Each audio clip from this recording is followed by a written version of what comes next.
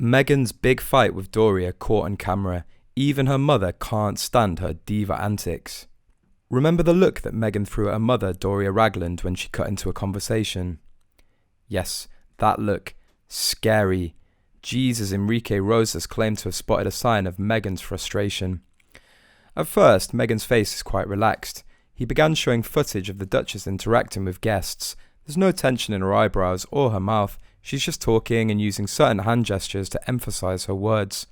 However, Jesus observed that at one moment, Meghan began to clasp her hands and suggested that this is usually a signal that the speaker is about to finish their idea. Jesus then theorized that having seen this, Doria began to speak, inadvertently interrupting her daughter. If you pay attention to her fingers, you can see that she was about to say something else. Her fingers are unclasping and then they go stiff, he continued. That's the signal of a lot of tension that you are trying to release with your hands. The body language expert then examined Meghan's facial expressions, noting there are 3 signals happening at the same time. She's opening her eyes just a bit wider, at the same time she's pushing her jaw forwards, what is called a chin jut, which is a very subtle display of anger.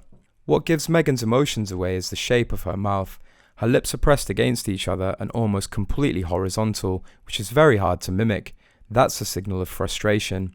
And if you add concealed anger and the inner tension, you already have a very aggressive reaction in terms of body language. Meghan's diva antics are the subject of her insecurities. Likely this stemmed from her mother's absence in her childhood, as Tom Bauer states in his book, Revenge. There's a decade where Doria was not around. Thomas Sr. raised Meghan. Whenever Doria was around, Meghan constantly had to prove she was worthy in her mother's eyes. It's implied in the book. Now that she's an adult, MARKLE uses her mum to show the world she is family orientated. She couldn't care less about family.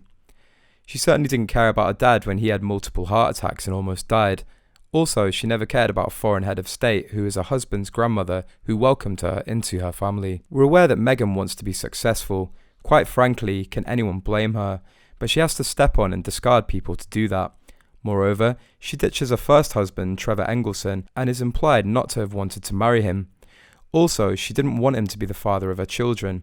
However, she wed him because he could help her advance her career, which didn't work as she still didn't become an A-lister. In related news, MARKLE has sparked backlash in the US after being accused of whining about the royal family. The New York Post columnist Maureen Callahan used the headline Toddler and Tiara in her latest article, slamming the Duchess. Miss Callahan wrote, "What will make Meghan Markle happy? Hell if she knows."